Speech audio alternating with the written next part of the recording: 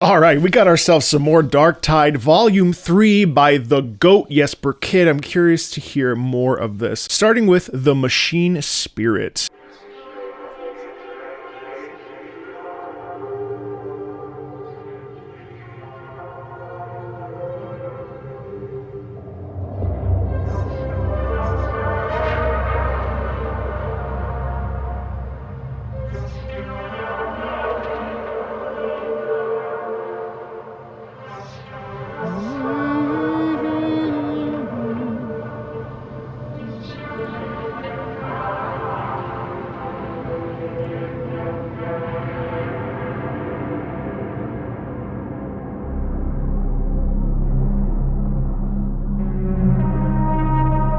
A lot of dissonance in here. That's interesting. A lot of clash. Almost uncomfortable to listen to.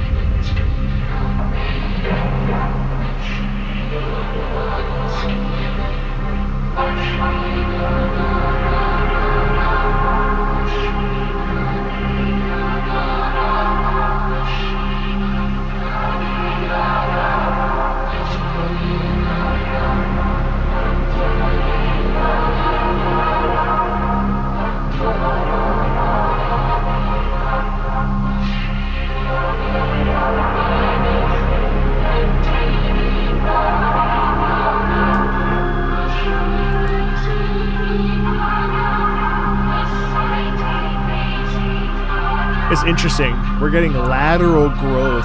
It's so subtle.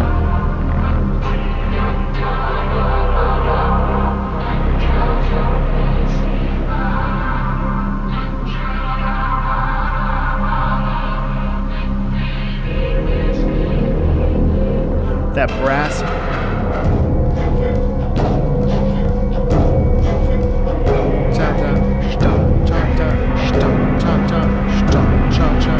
Big shift here.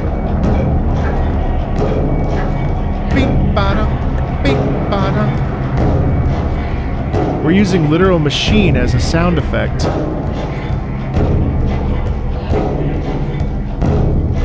That's like seeing gears turn.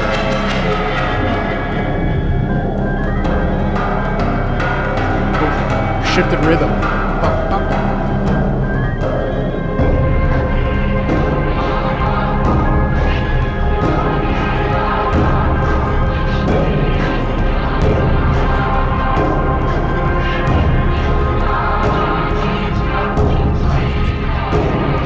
We have a mix of the chant with the machine sound quality. It sounds like pipes.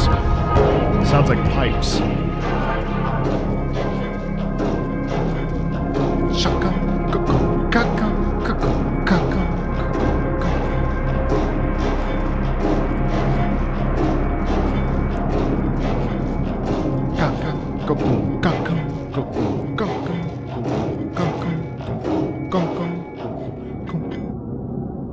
This is crazy.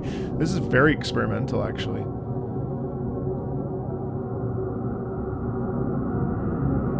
Another sort of slow crescendo. Really, really atmospheric. A lot of emphasis on atmosphere.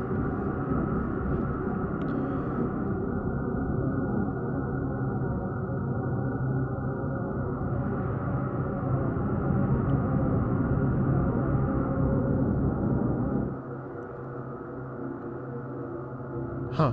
And then now we're actually having a slow decay off.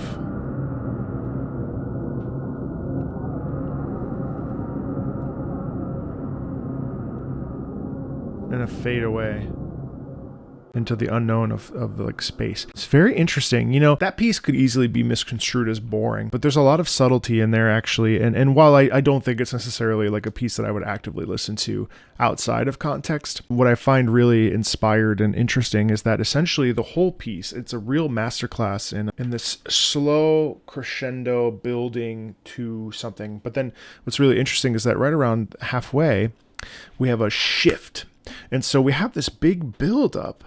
It's so interesting. A couple things worth noting. Now, I'm coming to Mechanicus, machine, god, spirit, sound essence with the idea of the Mechanicus soundtrack, which I'm a very big fan of. A very different sound quality here, where Mechanicus tends to lean on melody and like a sort of grungy distortion. This was really almost borderline non-music, and what I mean by that is that we were using unconventional this unconventional instrumentation, and such a shift in soundscape where essentially we are not dealing with what we would perceive of as rhythm and melody as they are functionally in music. What we're dealing with here is an experimental approach using instrumentation like pipes and really modifying the vocal sound, where it does sound like a chant, the Sanctus Sanctus Domine Dona Eis Requiem, kind of, but it's done so in a way where it's kind of stretched out and it's so muffled and distorted that we're losing almost all of the humanity from the sound, which is really interesting. There's a thing in classical music called prepared piano. Prepared piano, as based on the definition in Wikipedia, just for the sake of better explaining it, is piano that has sounds altered by placing like average household items like bolts and screws and rubber erasers and things, and you put them in between the strings on the piano. If you've ever seen the inside of a piano, you would essentially put it so that it goes king, king, so it doesn't. It's really interesting because it doesn't sound like a typical piano. It is blocked, or it has crunching in it. It's very uncomfortable. And John Cage was very well known for this, and the particular piece that used prepared piano was a dance piece called the Bacchanal. I would encourage you to go check that out. Sadly, I can't due to copyright issues. I find it really interesting because this type of music is very in line with an avant-garde sort of style, where essentially we are creating non-music through music, or that anything can be perceived as music. In this particular case, I find this to be really interesting, and I find this particular track, while not necessarily my favorite piece of music that I've listened to, it creates such a sense of tension and drama in a very bubbled sort of way, like it's really boxed in. I find that really interesting. I like that we then, at one point near the end there, we mix and match the machine aspect of that with the chant. First we start with the chant, then we isolate the chant, we replace the chant with the machine sound quality. We have this big natural dramatic swell that takes very long to get to, probably about 3 minutes, and then we shift into that the mixture of the machine and the chant, and that's that sort of amalgamation of the machine spirit. And what I think is really cool is that the title is called Machine Spirit, and what we end up hearing is the religiosity or the holiness of like imagine if a Holy Spirit was just made of machine metal and maybe bits of humanity, and at the very end we get this soundscape that is almost aspirated, like, and I think that's really evocative of this idea of an ethereal being, but the ethereal being in this particular case is made of machine parts. It's really cool. So that's a very intense piece, and it's something that I think you would experience in like a loading screen, or you would experience in like a hub area, or you would experience in a cutscene witnessing this great machine deity, I would say. So the next track is Reactivation. Oh yeah, this borrows from.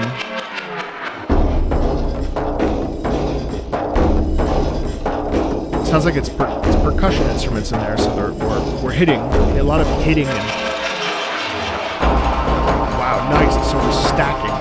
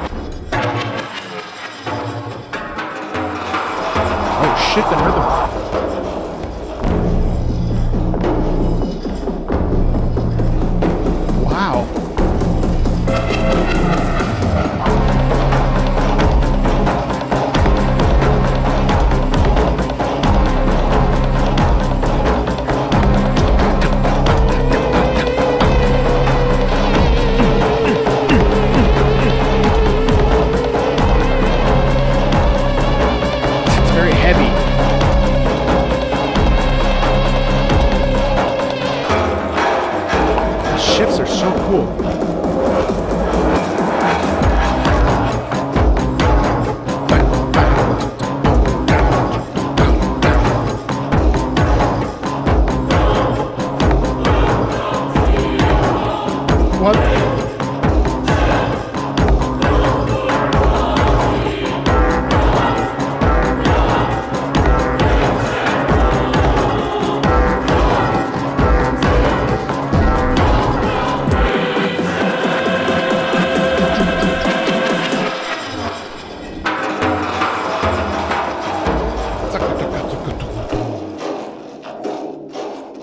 Extremely experimental. This is extremely experimental. You know, I gotta say, this is the kind of stuff you don't see in video games or hear in video games very frequently. This is very, very, very, very, very exposed in an avant-garde. We're throwing everything in the kitchen sink at the music, and it's sort of transforming into this. I'm really picturing a lot of dance sometimes will work with this. And what's I find really interesting about this particular music is the animalistic and raw, ravaging sound quality, where it's especially this particular track, it's very sharp, it's very abrupt, but then just when you get a little bit comfortable in the boom, right, that sound quality, we shift, and then we're getting this like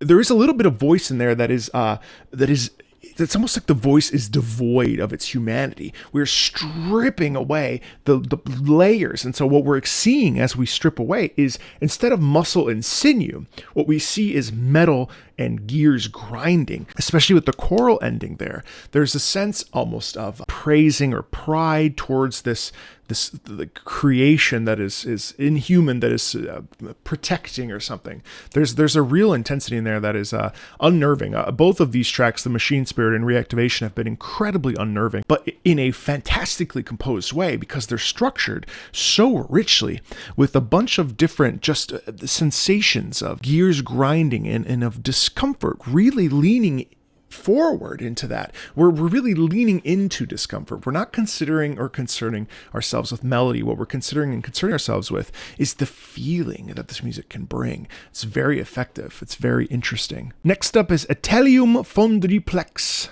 Oh, Foundryplex, sorry. Atelium Foundryplex.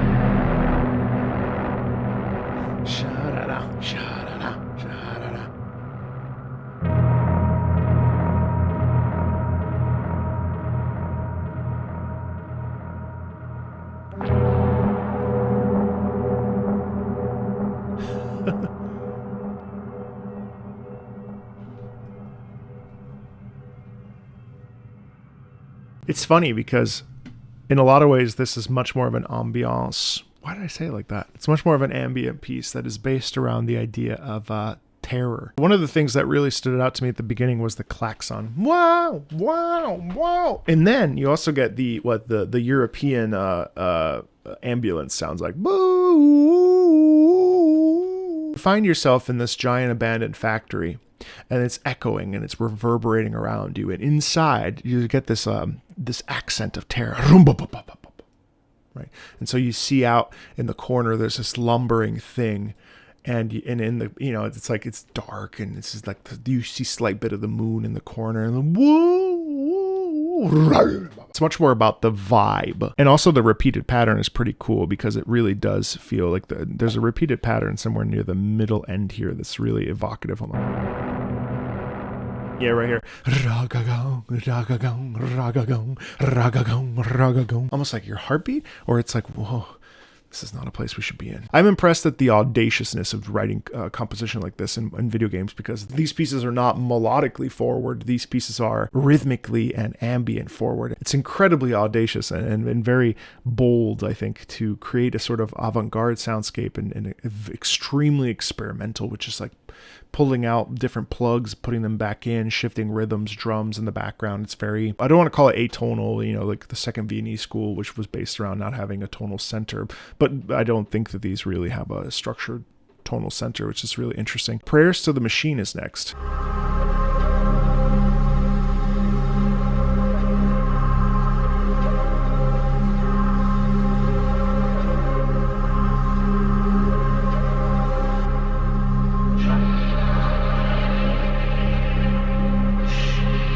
There's your prayer. It sounds like a prayer.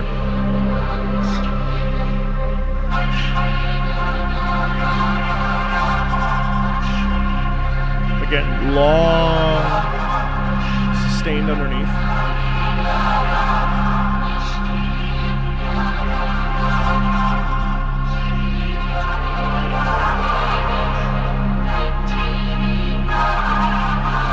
A bit of harmony underneath, but it's super subtle.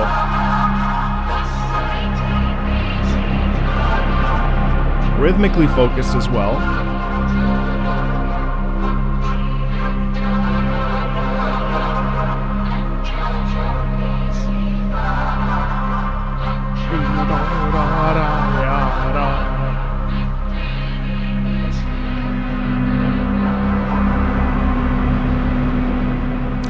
The chant gets overtaken by that sound.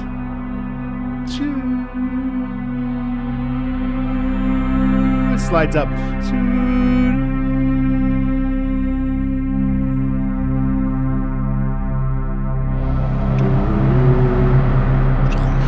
All tonal center gets eradicated there.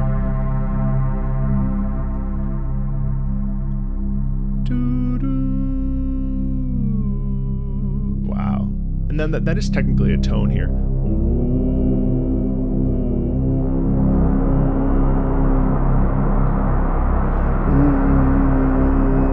All right.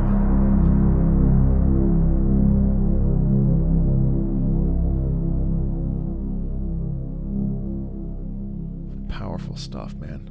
Derelict Research is next. Powerful stuff. Really powerful stuff.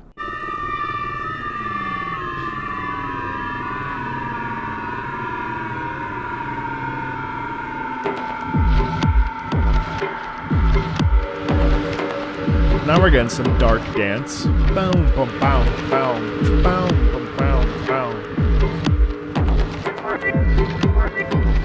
Bop, bop, bop, bop, bop, bop, bop.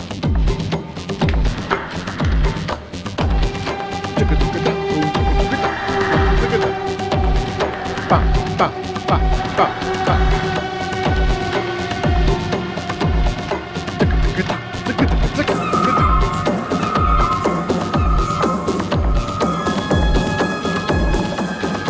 Build.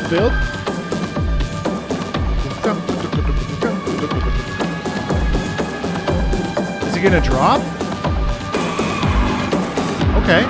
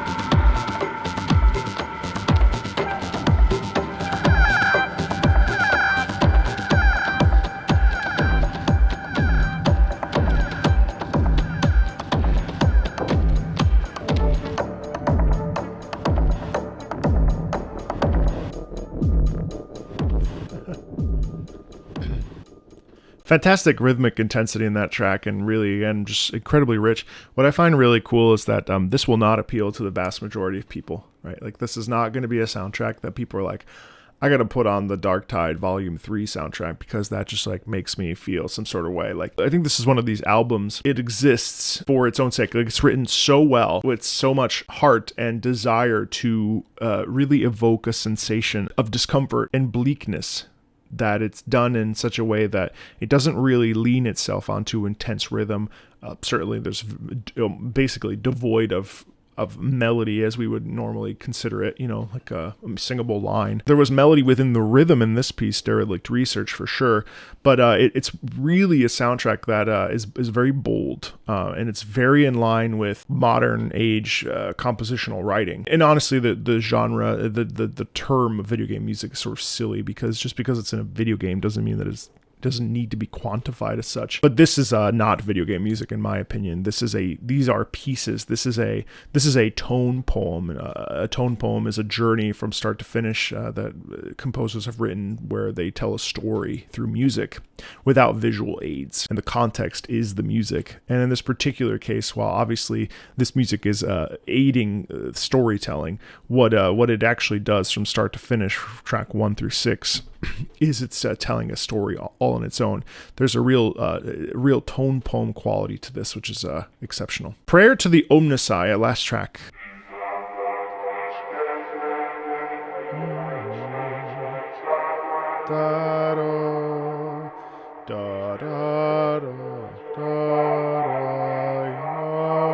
That's the melody. So just so you're aware, the melody is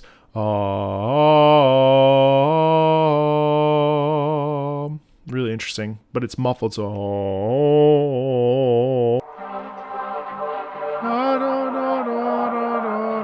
those are dissonant. Those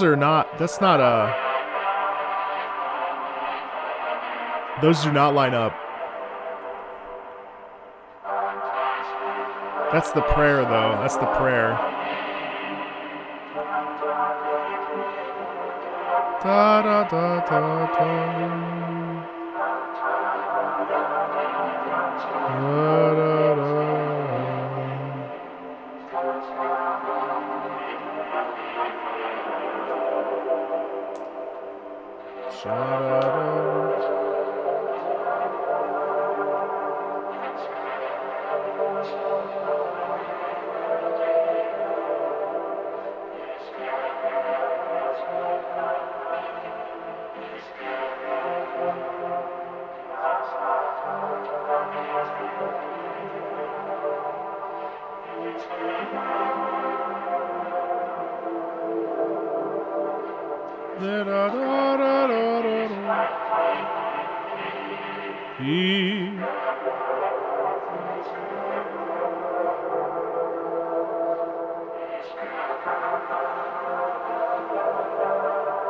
Super pared back. Super pared back.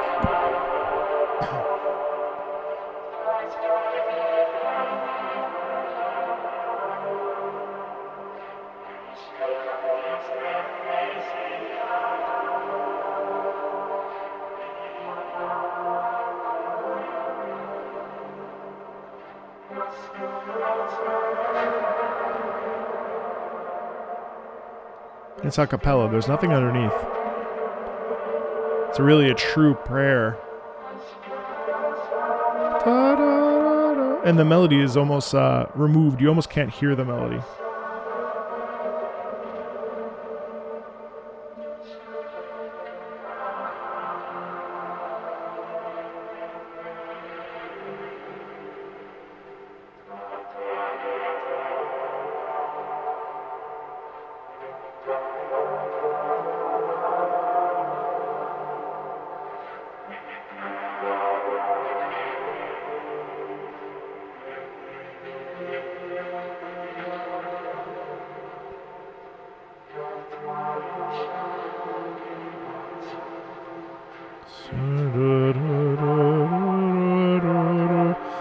It's just like a liturgical chant.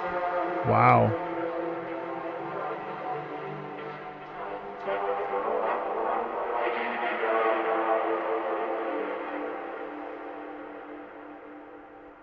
goodness gracious, that was some of the most fantastic writing I have listened to. From a classical music perspective, that is really, really bold. And if you were to program that in a concert, like not let anybody know that it's a video from a video game, they would be no worse for the wear. Obviously, there's a lot of things that go into this that would make it quite challenging in that setting, but that is really bold. That's really what I'm sort of speechless, actually, because normally, to remove melody altogether is a really big deal. And there is melody and melodic structure, of course, and the way that things flow from left to right. But the dynamic layering of this it's deep. And this is a very rich soundtrack, and this is not a soundtrack for everybody. This is a soundtrack that you'll either love or hate, I think, and I think it's fantastically like bold. Like I said, it just is so experimental and so modern, but also has this air of like grunge and dirt to it that is synonymous, I think, with the Darktide soundtrack in general. But this is exemplary. I mean, I'm actually. What do you think? Yeah, let me know. Wow, if you like this sort of stuff, there's lots more Darktide on the channel and lots more Warhammer as well. Feel free to like, subscribe, and as always, I'll talk to you later. See ya.